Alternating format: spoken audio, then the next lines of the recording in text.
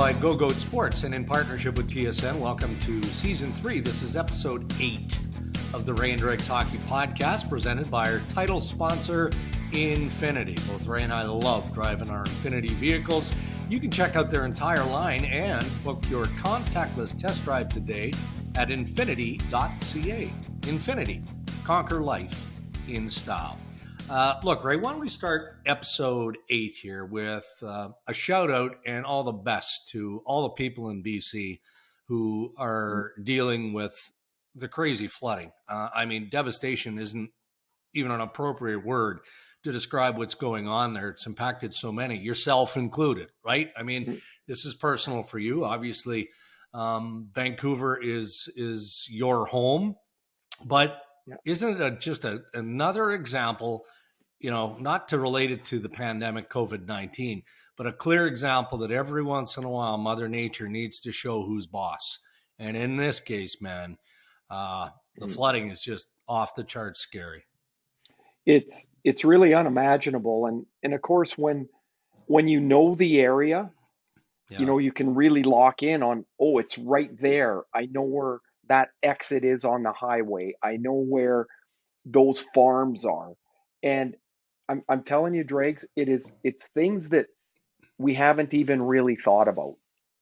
You know, maybe on a national news story level. So right now to come from the States, from up I-5, there's all kinds of delays. There's flooding all over the place. So I'm not even really sure how much traffic can come in from the south.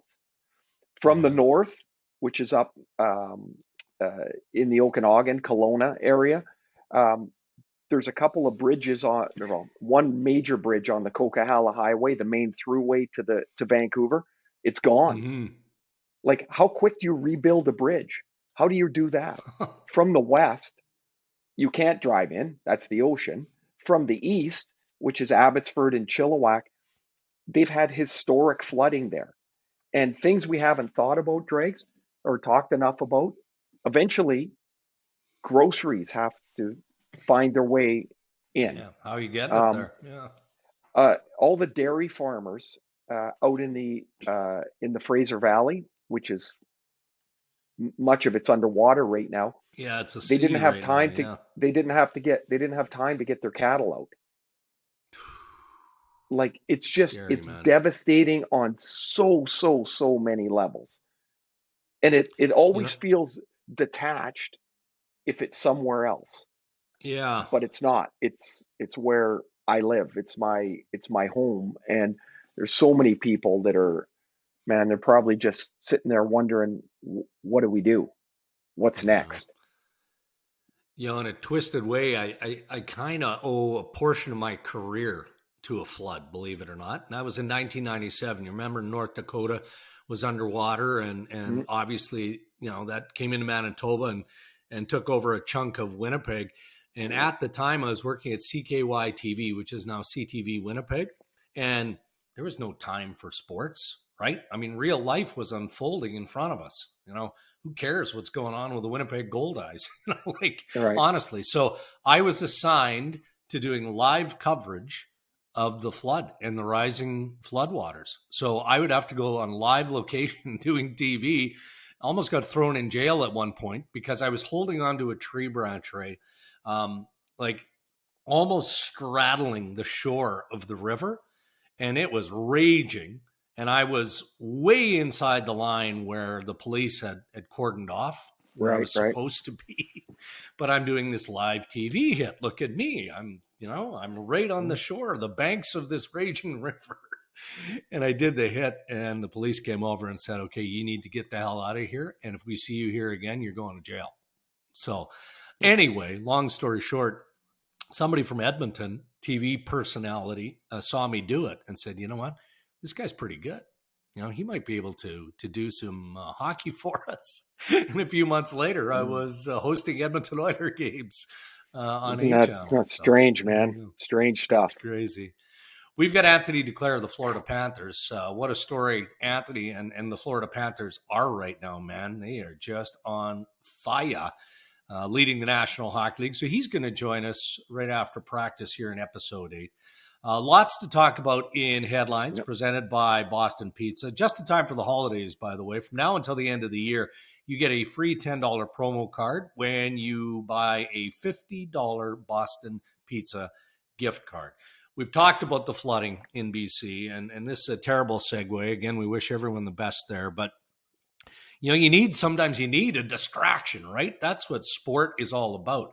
And right now, the Vancouver Canucks aren't providing much in the way of a positive distraction. Cool. As I reported yesterday, Ray, being Tuesday, we're recording Wednesday, Jim Benning, general manager, met with ownership, and the decision was made to just stay the course. Let's be patient for now. Can't emphasize for now enough, because a lot can change with a game, 2 games, 5 games, whatever.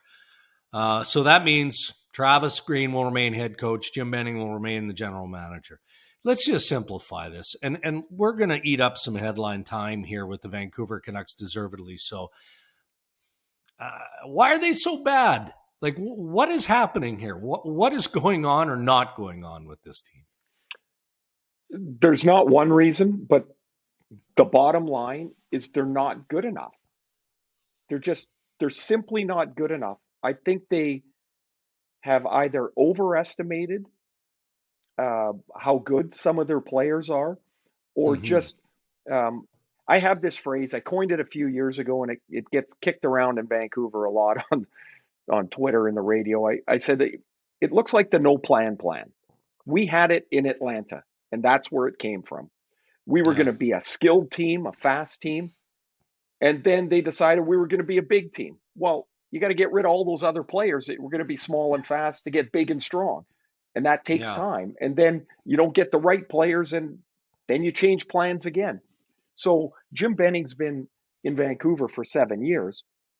They tried to give a couple of last pushes when the Sedins were there. And I get that. I understand that.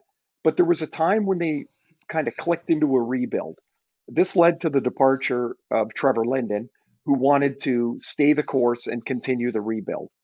The owners and Jim Benning decided that they could expedite it. And so they switched courses. Well, you can't just switch courses without there being some collateral damage. They dove big into free agency. And of all the things that they've done, if they would have just put their phone away on July 1st over the years, I think they would have been in a much better spot. The 1 year was an absolute disaster. They signed Louis Eriksson and Antoine Roussel, Jay Beagle, like huge money. And they got nothing for any of those guys, or from any of those guys, commiserate to the money that they were paying them. They traded Nick Bonino to Pittsburgh for Brandon Sutter and gave him a $20 million deal.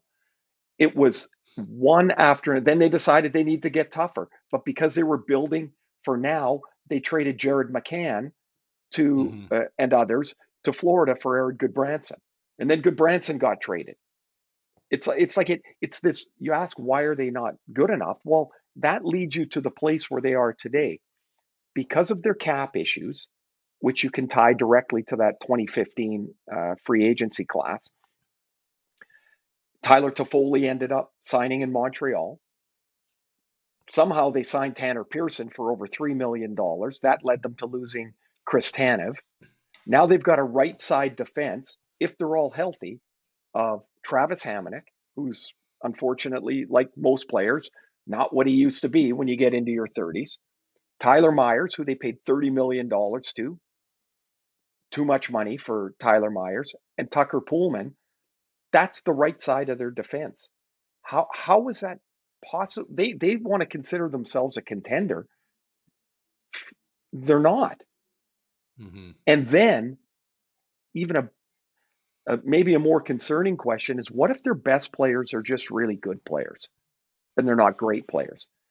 What if Elias Pettersson, what if he's not a 90-point player? And I don't know that he is. In his first year, man, he was unreal, Dregs. He reminded me of Pavel Datsyuk, how hard he hunted the puck, the skill he played with.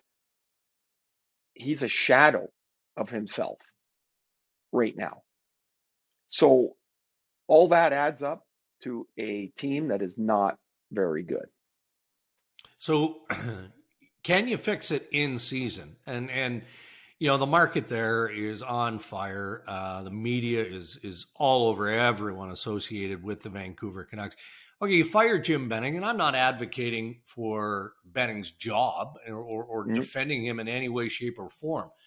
But what do you do? Who are you replacing him with? I mean, do you tell Henrik and Daniel Sedin, look, fellas, I know you didn't sign on for this. We're gonna give you a bit more money, but now guess what? You're getting a crash course in what it takes to manage a National Hockey League team. Beyond that, I mean, how does anything in season like that make a difference? Well, at the manager's level, I'd say not. Now, if I'm Henrik and Daniel, you say a little more money, I'm like, good, yeah, $4 million each. Like, do these guys do they need that headache? Come on. No, they don't. I mean, they signed on to learn and to see if this was something that could be full time for them, that could be like managers or the presidents of the team. But a change at that level at midseason, I don't know. I don't know how it makes a big difference. You could change the coach, Travis Green. They brought Brad Shaw in the offseason. I mean, maybe that's a move they could make, but Travis was considered a very good coach 4 months ago. Yeah. So now he's a bad coach? I mean, that doesn't make any sense to me either. At the core of this, Dregs, they're a poorly constructed team. Right. They made it's easy for me to say, hey, what I would do, I'm just sitting in my hotel room here. My decisions they're not really impactful. So they made that huge trade in the summer where they offloaded all the stuff from their free agent mishaps to Arizona for Connor Garland and Oliver Ekman-Larsson. And Ekman-Larsson's been pretty good. Garland's been okay, but they've committed $12 million to those guys for the next 5 years. All they had to do was wait one more year.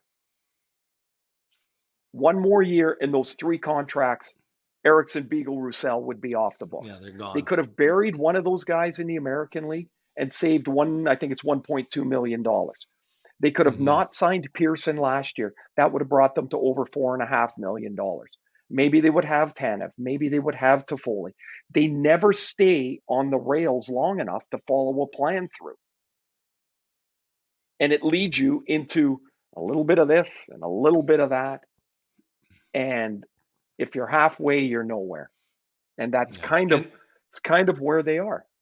Yeah, and you can't take it in the teeth now, right? You can't really take it in the teeth now and say, okay, well, let's just fold up here and we'll focus on a draft pick and see how it goes. I mean, it's almost too late for that, isn't it?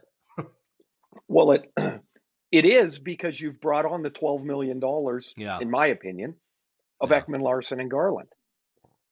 The time for this was to take a real look at your team when they weren't really a playoff team. They got into the bubble, they made a couple of adjustments, and they had a great run, fueled by extraordinary goaltending. Not good goaltending, extraordinary. 96% save percentage.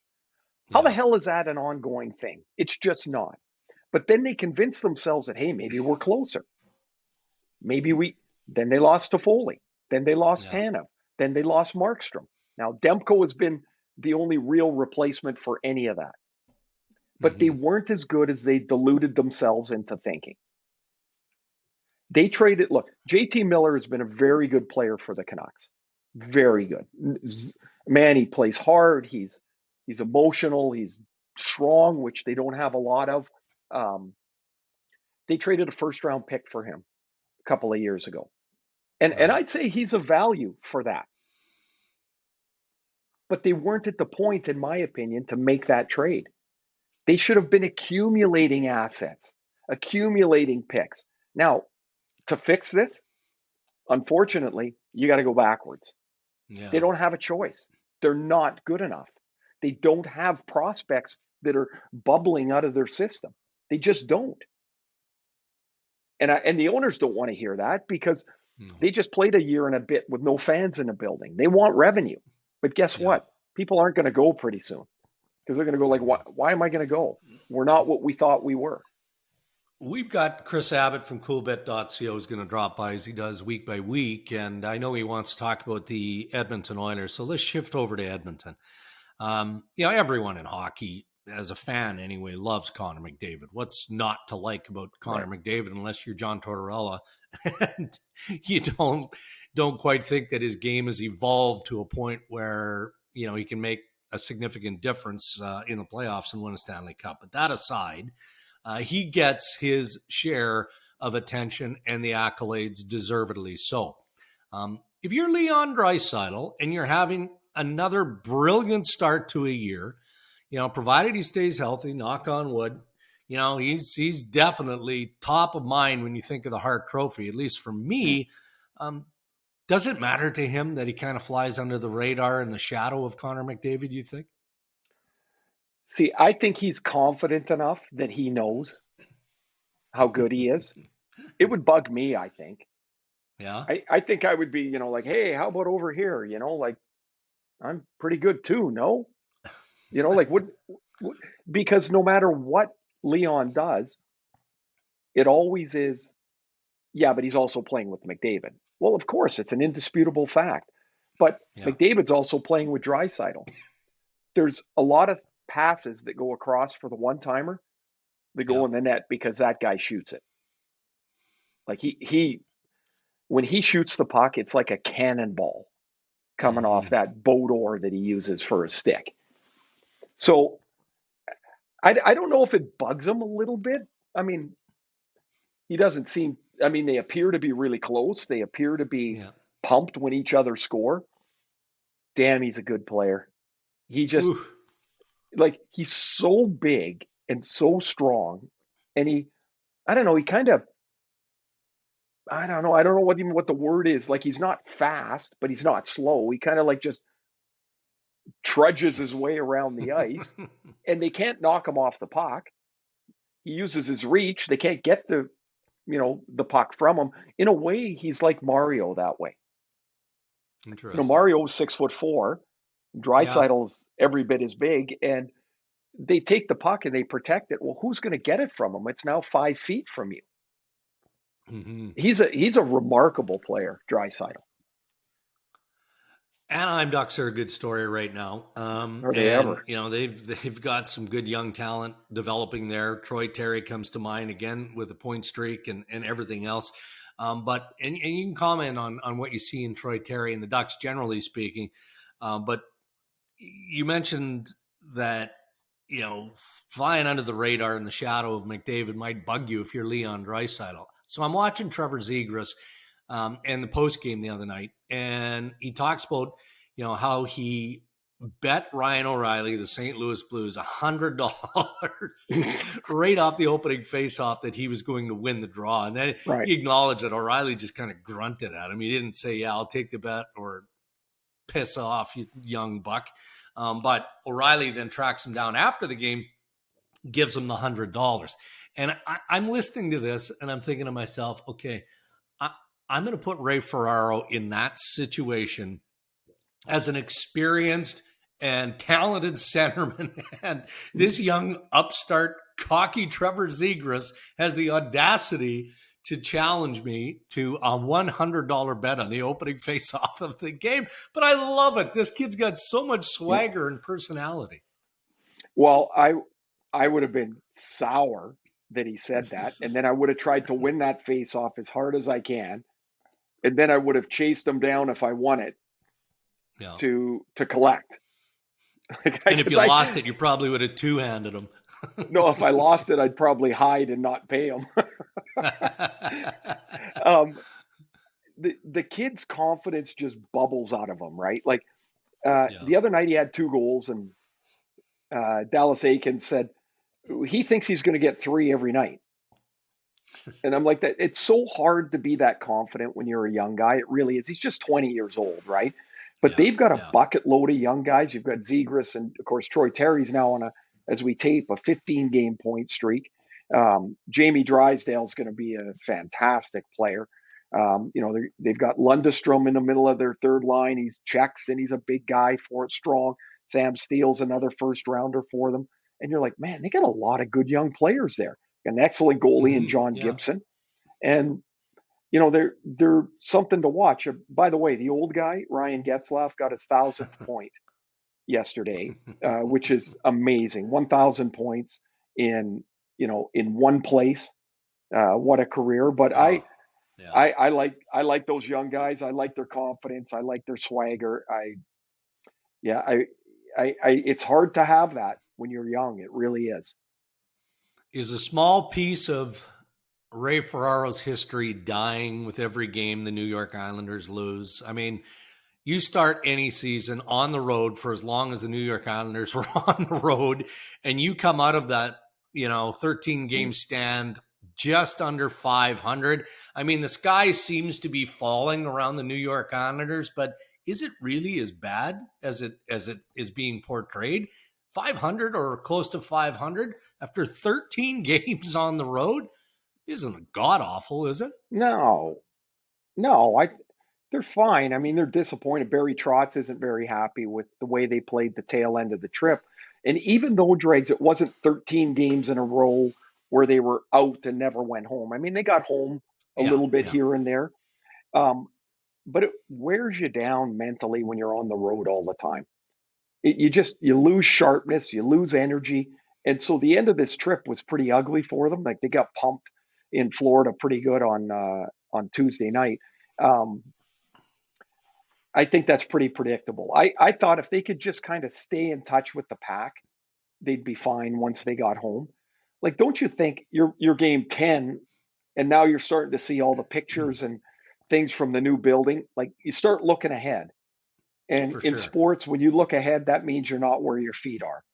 And when you're not where your feet are, you're not very successful. And I think predictably, they got flat and outplayed, and now they're 5-6-2 coming home. I mean, they've got to be better. I think they will. There is some concern. I mean, like, they bring in Zdeno Chara on a 1-year deal, and he's not Nick Leddy. I mean, Leddy's a transporter. He can really skate. He was a big part of their team. Noah Dobson's a young guy that they had to throw a lot more responsibility to. He was a scratch last night. So they're bouncing around a little bit, but I'm not walking away from that team yet. All right, our interview with Anthony Duclair on Ray and Dregs is brought to you by our good pals at Canadian Club Whiskey, who are asking, are you over beer? Why not try a refreshing CC ginger ale with lime next time you're having a drink or just watching the game?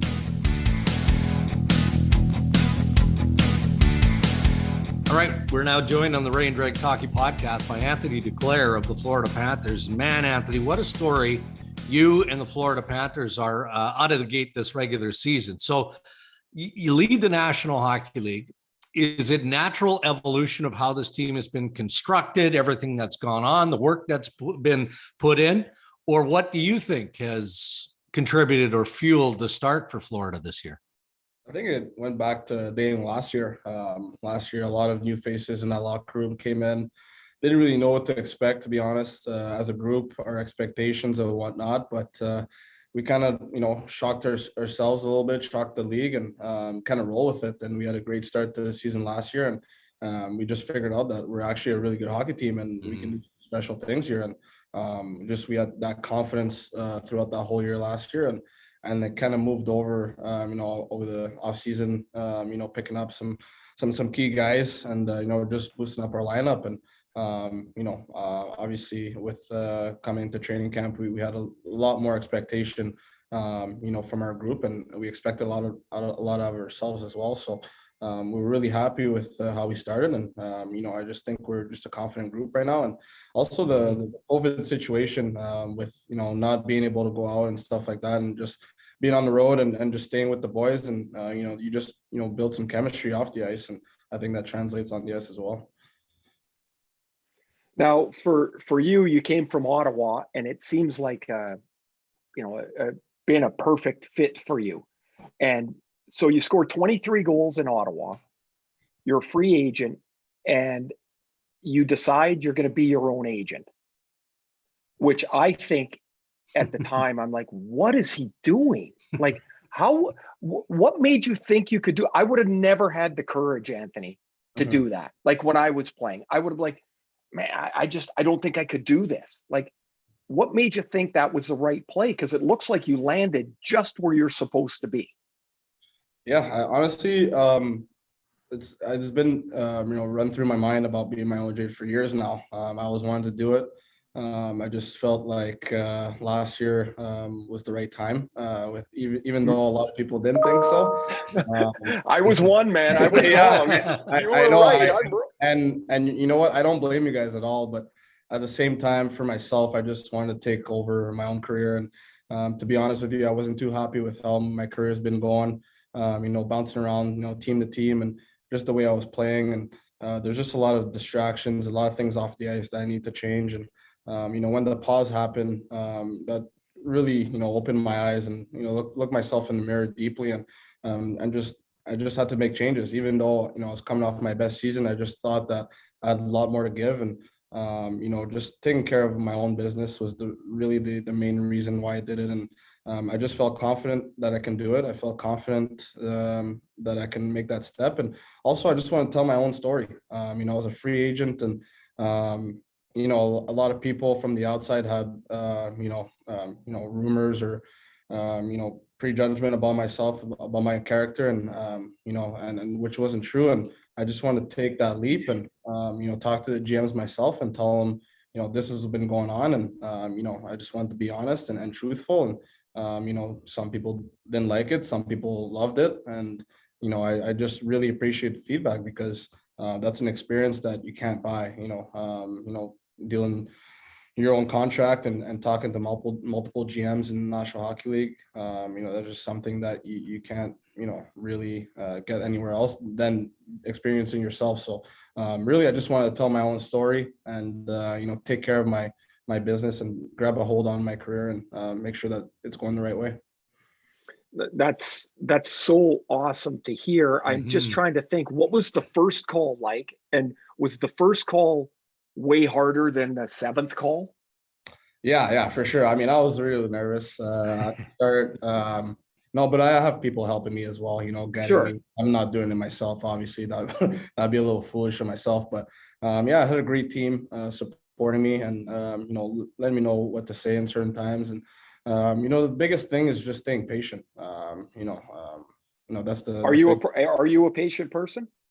For some things I am. For other things I'm not. But for obviously for when you're negotiating your own contract, you have to be even keel and not really take everything to heart. You can't be emotional about certain things. So and also, to be honest, it was a great experience just learning what the other GMs had to say about me and get a feel for what the league is actually thinking about me, because as a player you don't have that player GM relationship that everybody thinks they do. You're not really talking to the GM that much during the year either.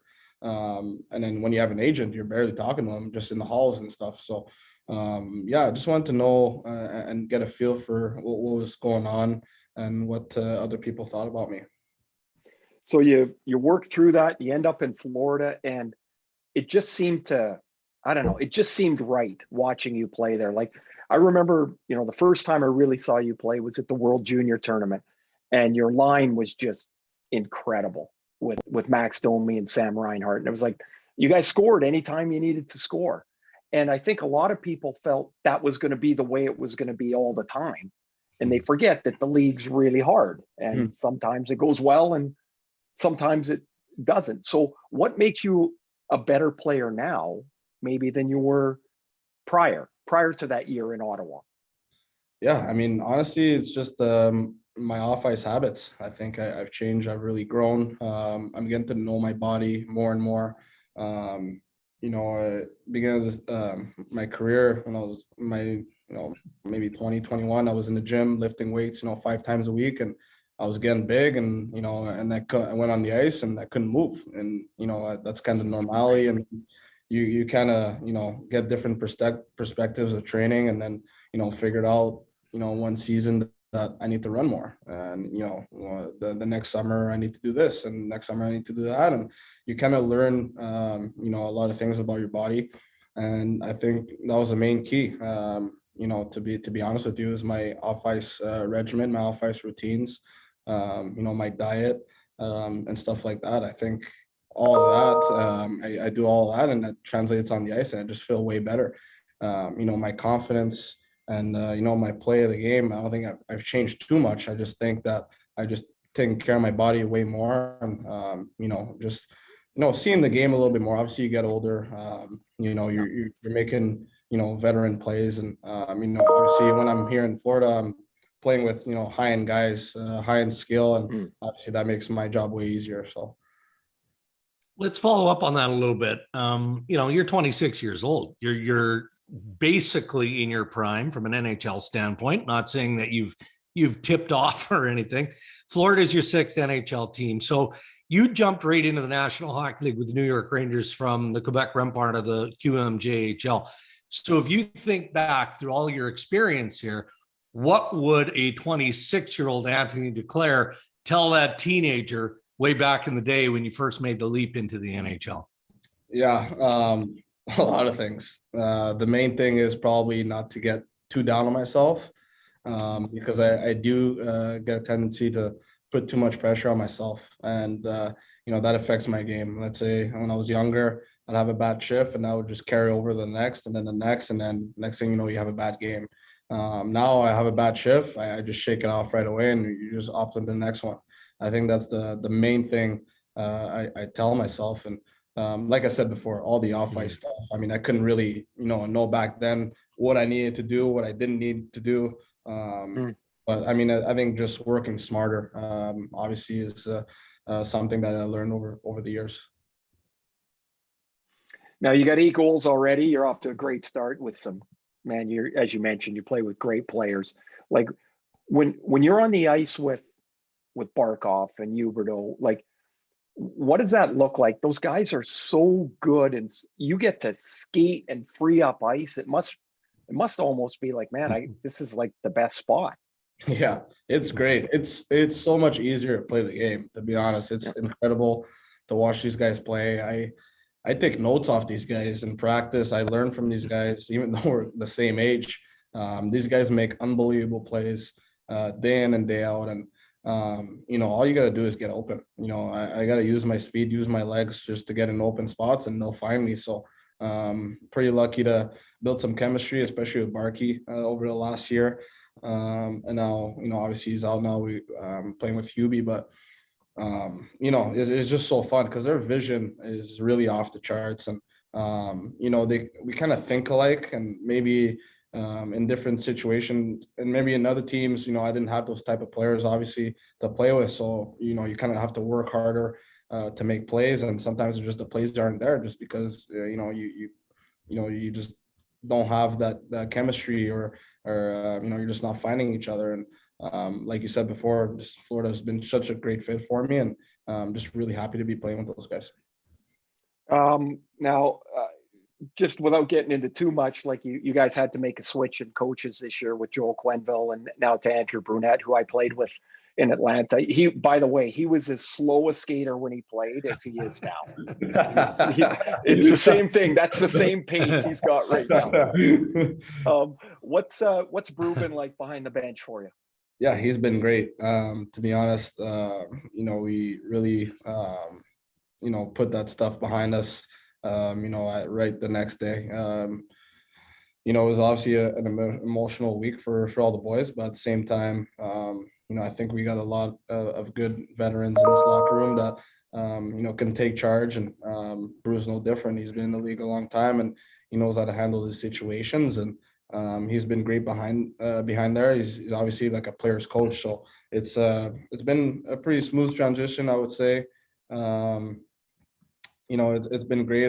We love our coaching staff right now. I'm not sure what's going to happen in the future, but for now, we want to keep things rolling, and we're just a confident group right now with Brew behind the bench. Anthony, you talked about this earlier, just looking at a positive from COVID-19 and the fact that, in certain situations, you guys as a team have to stay in close proximity to each other, right? And that's helped you bond as a group. But Individually, adversity isn't new to you in any way, shape, or form. I'm sure that you faced many challenges over the course of your career, but, has your individual experience and then the broader experience of this team through COVID maybe helped you guys meet the challenges and some of the adversity that you've already had to face this season? Yeah, for sure. I mean, on a personal standpoint, for sure, it's faced a lot of adversity in my career. Bouncing around. I know people don't realize, but it's hard. It's hard physically. It's hard mentally. Going to new teams. Trying to learn different systems and just trying to fit in. It's hard, but I think with last year, like I mentioned before, with COVID, we're together every day. We're together so much that you get to learn one another. Different backgrounds and stuff like that, and I think that translates pretty well on the ice. So, with whatever happens, that's happened before, and whatever is gonna adversity obstacle that's gonna happen in the future, I think we're pretty well prepared to face those challenges head on. Excellent. Well, Anthony, we'll let you go. We really appreciate you taking the time. The Florida Panthers are a fun group to watch, so continue on with it, and perhaps we'll check back with you later in the season. For sure. Thanks for having me on, guys. Appreciate it. Yeah, thanks, Anthony. It's fun to watch you play. You're looking great, man. Thank you very much, guys. All right. Have a good one.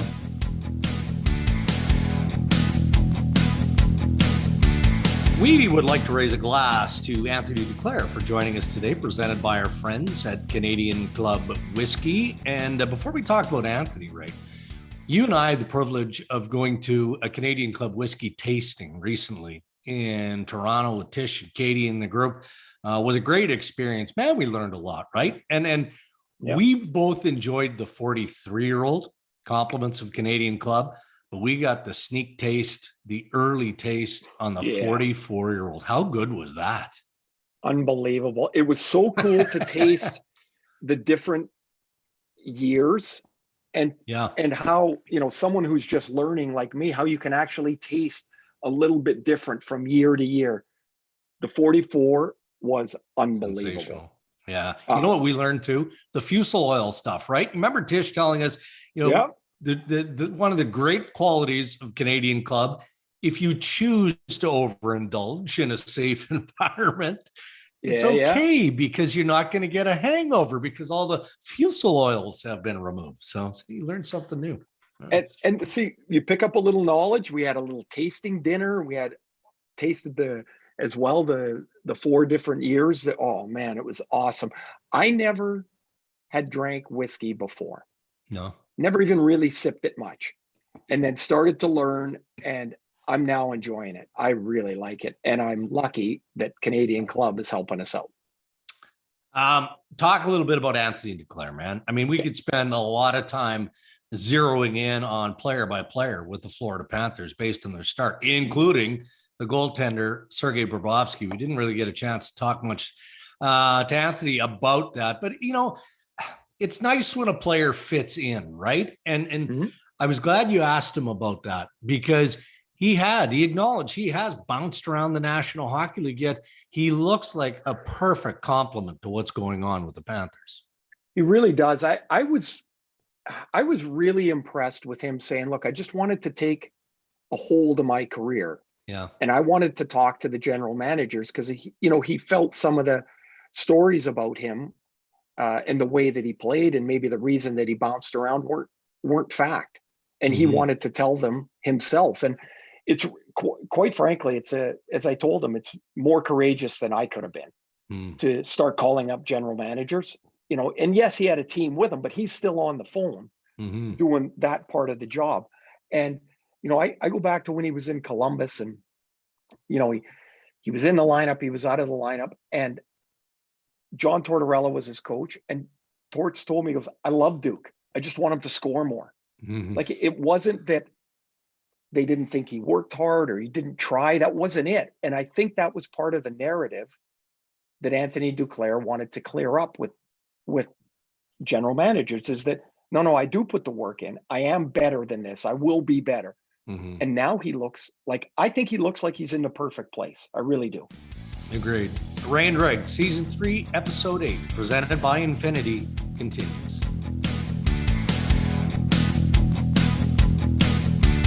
All right, time for our weekly visit with Chris Abbott from Coolbet.co. Very exciting time for many Western Canadian curling fans in general, and probably an exciting time for you, Chris, and Team Coolbet.co, right? John Epping, we've got Rachel Homan locked and loaded, ready to go into the Olympic curling trials in Saskatoon. How much dough should we be putting down on Epping and Rachel Homan at this stage? Well, first of all, we're super proud to be affiliated with both of those teams. I mean, despite the fact that obviously Homan's team went to the Olympics last time around, John Epping hasn't been there, but Ryan Fry and Brett Lang from his team have been, of course. So, experience is there. It's great for us in terms of visibility for our partners, but having a chance to get to know all these folks. Well, you guys know the curling community. Not a whole lot of bad people in there, and Team Homan and Team Epping are chief among them. Team Epping has struggled over the last year and a half, and they are like 24-1 to win this event right now. So you can make some good money if the boys go on a run, and that's the thing with this tournament is it's a 4-year process to even get in it. They have, a point system and then last chance qualifiers, and they really make sure that all the best teams are there. And as we've seen with the NFL over the last few weeks, you only need to get hot for a little bit. So there's money to be made on Team Epping with their experience. They've added Glenn Howard as a fifth guy who's been there and done all that. Now, when you look at Rachel's team, who's been at the top of the women's game in the entire world for the last number of years, they're 3-1. They're not the favorites to win. Tracy Fleury's team are the favorites right now. But I think, 3-1 for Team Homan is also a pretty good opportunity to make some money. Now, if I flip over to the NHL, I see Edmonton's got the best odds any Canadian team to win the Cup. I'm sure people in Toronto are thrilled about that as the Leafs are rolling along here. What are the odds, and how quickly do they change in the course of an 82-game season? They don't change quickly, but there can be overreactions. And I don't think the Edmonton Oilers thing is an overreaction at all. I mean, I go on with Dustin Nielsen and Joaquin Gage, Matt Cassian every week in Edmonton, and they're starting to sound like the Toronto media now, and they're wondering about their fourth line winger, and they're wondering about their depth defenseman, and they're wondering about their goaltending. And I said, boys, take a step back and look how far this team has come and what they're doing. They're worrying about, they're getting behind early in games. But you got probably, the two most dynamic players in the world right now. Things are going to be fine. So it's exciting in Edmonton, still at 9-1. And they do need to tinker if they're going to be a Stanley Cup team. But I think there's good odds on them. And for the first time in a long time, the Leafs, as you mentioned, aren't the favorite Canadian team. They're at 10-1, and they're a team that, despite a slow start, their odds didn't really move that much. And now that they're starting to round into form, and I think we can say they've got a number one goaltender, 10-1 for once in my life, I'm going to say it's not bad odds to get in on the Toronto Maple Leafs right now. Now, the National Football League is traditionally unpredictable, especially this time of year. But does it feel like it's more unpredictable from a betting perspective now than it's been in past years? Well, you all know that we can get sucked in with recency bias, but I mean, this last kind of 3-week stretch has been, it is what the NFL tends to be, though. Like, you have Brady get embarrassed in New Orleans. Okay, he's going into a bye week. He's going to come out of the bye. He's going to be dominant. Well, no, he wasn't. And now everyone's wondering if Tom Brady's done. Well, no, I don't think Tom Brady's done. Aaron Rodgers, he's going to come back. He hasn't played for 2 weeks. What's his team going to think about him? Well, his defense is going to pitch a shutout against Russell Wilson, and they're going to cover the spread easily. So it has been topsy-turvy. The Jags jumping up and biting Buffalo last week. So the only thing I can say is that at some point, I think this run on underdogs has to end. I mean, they're hitting that like 60% or more. It usually evens itself out throughout the year. So at some point here, and we saw it a little bit last week with, big covers by Buffalo and by Kansas City. At some point, the cream will rise to the top. So you're probably for the next few weeks going to get some pretty good lines on teams that should win. So maybe that's somewhere to focus in. Last one for me. Did you have much action on Canada soccer yesterday? Because that was phenomenal. That was so cool. I mean, we're a soccer country now, right? Not only the national team, we've got our pals in the Whitecaps, Ray, going for the playoffs against Kansas City this weekend. Big underdogs, but they've been on quite a run since the coaching shakeup midseason. So good money to be made on the Whitecaps. But to have the entire country focused in on that Canada-Mexico match last night. We did take a lot of action on Canada, but we did, we did also have a lot of people come back saying Mexico is an underdog. Well, I gotta get on that bet too. They lost, but did even out our risk a little bit. We're super happy for the boys and can't wait to see what's next. And ironically, had a PR email come in this morning saying, "Would you like to take any of your customers to Doha in 2022?" So I've got to look into that. Good stuff, Kris. Awesome. Man, it's got a mixed bag, right? It's that kind of week. Everything from soccer to curling to football, a little bit of hockey sifted in. So we're looking forward to it. Thanks for joining us as always. Oh, thanks for having me on, guys. And Dregs, I got to tell you before I go, that mustache, that's coming in beautifully, man. I hope you keep it till Christmas. Christmas might be a stretch, but I might go at least into mid-December. Cheers, boys.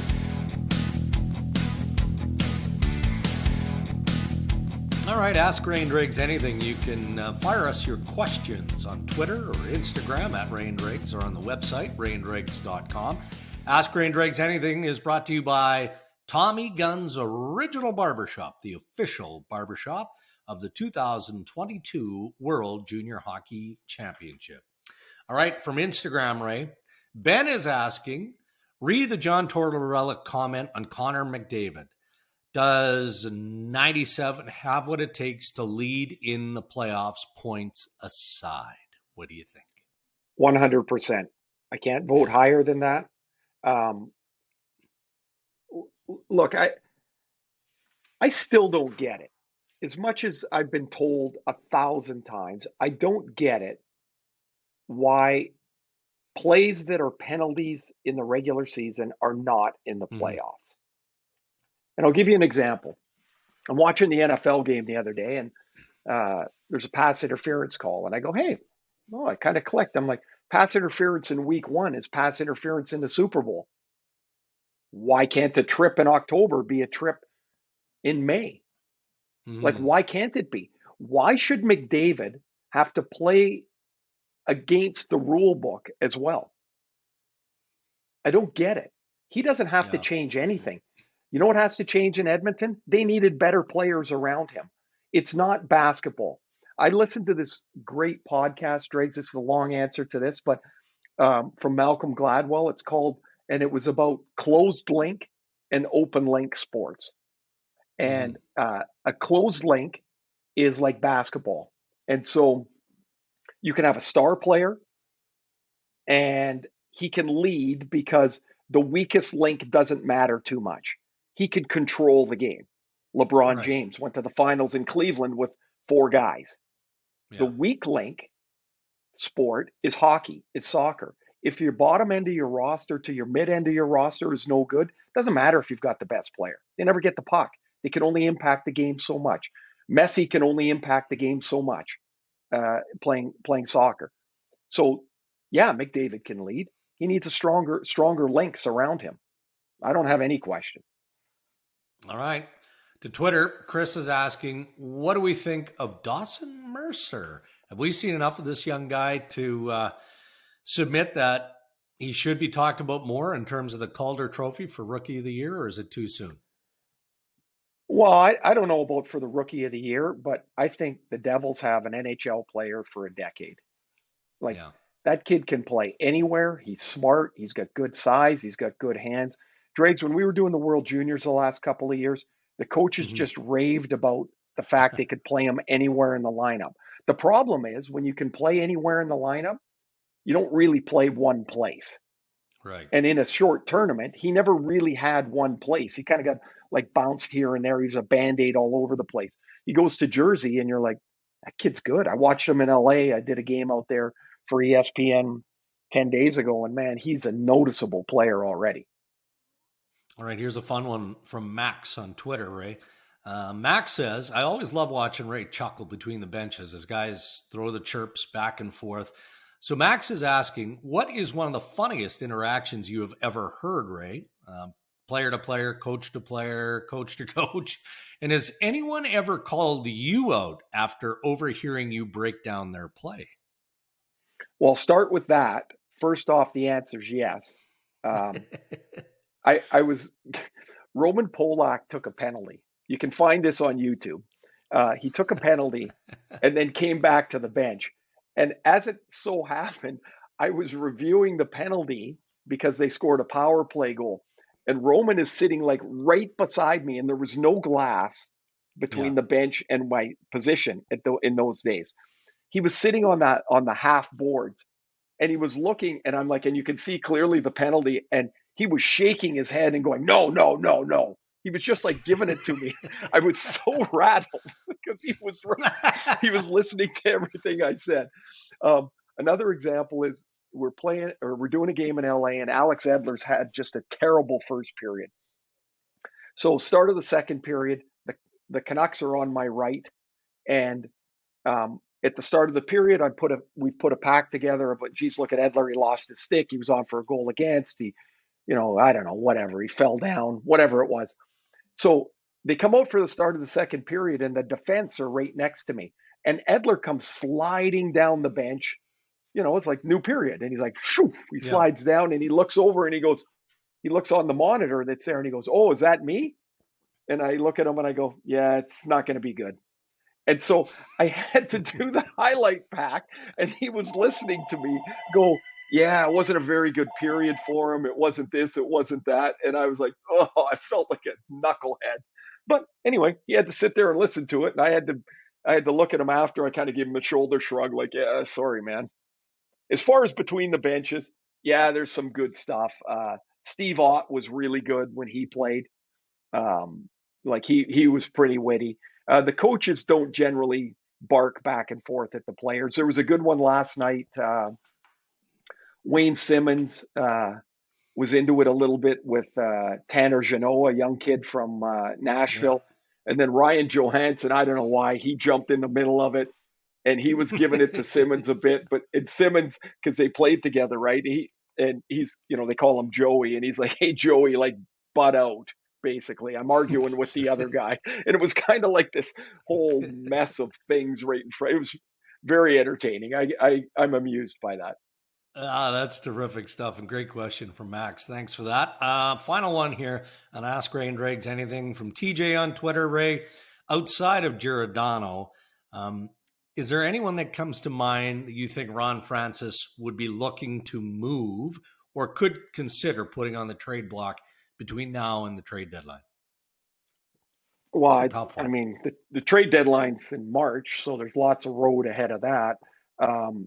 I know they're very disappointed with their start, and I think what they're most disappointed in is what they thought was going to be their strength has been their weakness. Goaltending and defense has not been very good.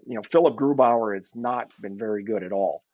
And what I thought was going to be a real problem, scoring goals, as it's turned out, hasn't been a problem for them.